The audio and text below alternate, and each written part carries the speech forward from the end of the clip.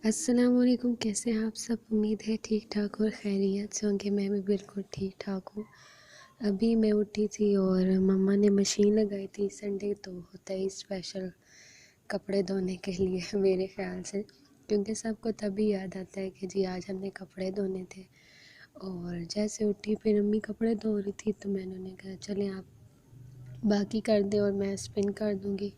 फिर मैं साथ साथ स्पिन कर रही थी और फिर मैंने ऊपर जाके फैलाना था, क्योंकि नीचे तो कोई जगह ऐसी थी ही नहीं कि वहाँ पे फैलाऊँ।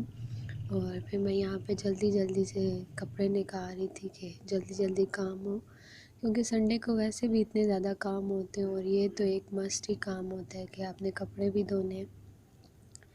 तो अभी मैंने नाश्ता नहीं किया था तो मैंने कहा था पहले ये सारा काम कर लें और फिर उसके बाद नाश्ता करें।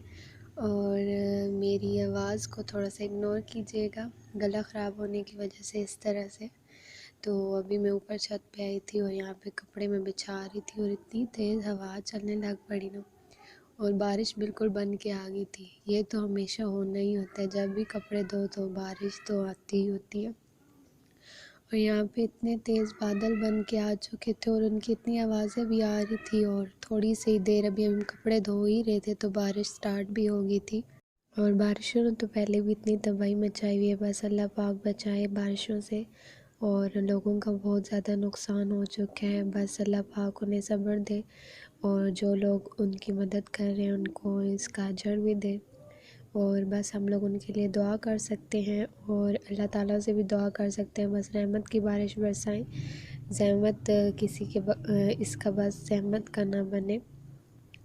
और आज भी बहुत शदीद बारिश हुई थी और फिर काम से फ्री होके तो नाश्ते का तो टाइम बचा ही नहीं था, तो फिर मैं एप्पल कट कर रही थी कि हम मैं उसी से ही नाश्ता कर लेती हूँ, क्योंकि साथ में अम्मी तब खाना भी बना रही थी तो तब मुझे बहुत भूख लगी हुई थी। तो मैं यहाँ पे एप्पल कट कर रही थी कि भाई जल्दी से वो खा लेते हैं इतना और फिर खाना भी रेडी हो जाएगा।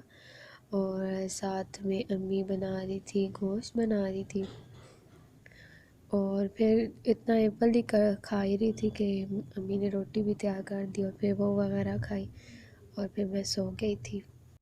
जब अम्मी बना रही थी तो मेरा दिल था कि काश ये आज ना ही बना वो, क्योंकि मुझे पर्सनली इतना अच्छा नहीं लगता ना चिकन ना मीट, क्योंकि मुझे इतना ख़ास पसंद ही नहीं है। और वैसे भी मुझे प्रोटीन एलर्जी है तो मैं इतना ज़्यादा खाती नहीं हूँ और अवॉइड ही करती हूँ। और आज मैं सोच रही थी कि काश ऐसा हो जाए रेसिपी चेंज हो जाए, और ऐसे ही वो अल्लाह ने सुन ली। अभी खाना खा ही रहे थे, खाने के लिए बैठे ही थे तो चाचू के घर से राइस आ गए थे, फिर मैंने वही खाए थे। पर मेरी तब इतनी तबीयत नहीं थी क्योंकि उससे पहले एप्पल खा लिया था, अगर वो ना खाती तो फिर मैं खा लेती। तो पर मुझे इतने ख़ास पसंद नहीं है। जो चीज़ हम अपने घर में बनाएं उसका जो जायका होता है वो चाहे जहाँ से मर्ज़ी आ जाए ना, आपको उस तरह से नहीं लगेगा। फिर शाम में हम पार्क चले गए थे, क्योंकि भतीजा ज़िद करता है संडे को कि उसकी कोई ना कोई एंजॉयमेंट होनी चाहिए। तो वैसे तो इतनी ख़ास जगह है नहीं हमारी सिटी में, तो एक ये थोड़ी सी जगह थी तो अम्मी ने कहा चले हम वहाँ चले जाते हैं। तो यहाँ हम आए और इधर इसने ख़ासा एंजॉय किया, लेकिन इसको तो आराम ही नहीं आता था, इतना तंग किया है बहुत ज़्यादा इसने, आज हमें तंग किया। वहाँ भी इसका यही मसला था कि मैंने ये वाला झूला लेना है, वो वाला नहीं लेना, उस पे बैठना है, वहाँ करना है, ये करना है, वो करना है। तो इनसे मुकाबला करना बहुत ही मैं कहती हूँ बहुत ही बड़ा काम है जो इनसे मुकाबला कर ले। लेकिन फिर भी बच्चे हैं, हर एक का बचपन ही एक मेमोरी रह जाती है जो हमेशा याद रहती है। और यही वो लाइफ होती है जो इंसान बहुत अच्छे तरीके से एंजॉय कर सकता है और हमेशा याद भी रहने वाली यही लाइफ होती है, क्योंकि जैसे जैसे इंसान बढ़ता है आगे बढ़ता है तो उसकी लाइफ में बहुत सी चेंजिंग आ जाती हैं, और ये छोटी मोटी खुशी जो होती है ना ये फिर रह ही जाती है, कहीं दब के रह जाती है। और ये बच्चे ही हैं जिनको एक छोटी सी भी चीज़ पे इतनी खुशी हो जाती है। तो अच्छा होता है इंसान को कि उसका बचपन अगर अच्छा गुजरा हुआ हो तो उसको याद करके वो आगे वाली ज़िंदगी अच्छे तरीके से गुजार सकता है। यही तो ज़िंदगी का हिस्सा होता है। तो यहाँ पे उसने फिर झूले वगैरह लिए और अम्मी कह रही थी कि बहुत लेट हो रहा है, बस हम घर जाएं, क्योंकि घर जाके भी रात का करना था। और भाई लोग तो कह रहे थे कि हमने चिकन नहीं खाना, तो अम्मी कह रही थी घर जाके फिर कुछ कर लेंगे, क्योंकि आज बारिश हुई थी तो थोड़ा सा सर्दी का मौसम था। तो फिर हम इसके बाद घर गए और फिर हम लोगों ने डिसाइड किया कि चलें पकोड़े बना लेते हैं। तो अगर आप लोगों ने भी हमारे साथ बनाने हैं तो चलें मिल के बनाते हैं। रेसिपी तो सारी सेम ही होती है, लेकिन बनाने का जो तरीका होता है वो सारा डिफरेंट होता है।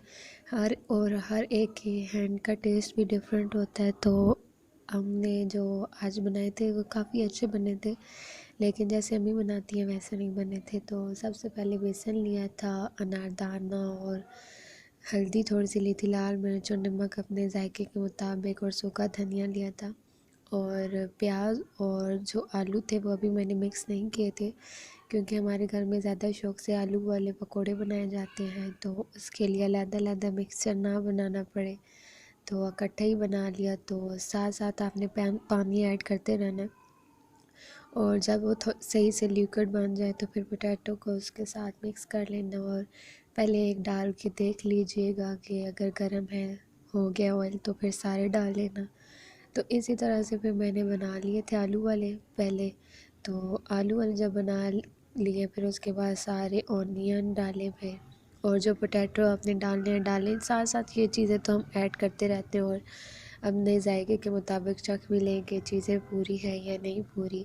बस सबके घर में यही तरीका होता है, और यहाँ भी यही था। बस ये ट्रिक थी कि मिक्सचर को दो दो बार ना बनाया जाए, बस एक ही बार बनाए और उसी से हम दोनों काम कर लें।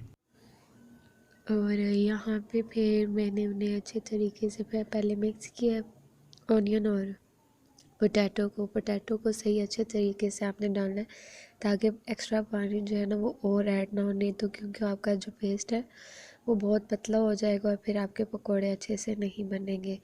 तो इधर मैंने पहले पोटैटो थोड़ी क्वांटिटी में डाले थे, और जैसे जैसे मुझे रिक्वायर्ड था वैसे वैसे मैं फिर साथ साथ ऐड करती रही। तो आप भी इसी तरह से कीजिएगा, क्योंकि अगर हम सारा इकट्ठा मिक्सचर बना दें ना तो वो कोई और ही चीज़ बन जाती है, इतने अच्छे तरीके से बनती नहीं, और ना ही उनकी शेप इतनी अच्छे तरीके से आती है। तो यहाँ पे पहले मैंने मिक्स कर लिया था, और इतना जो साथ वाले मैंने डाले हुए थे वो भी मैंने निकाल लिए थे।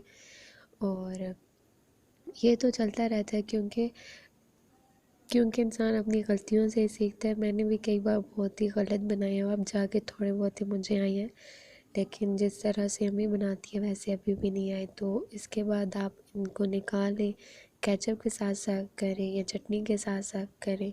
तो फ़िलहाल दही नहीं थी तो हमने केचप के साथ ही सर्व किए थे।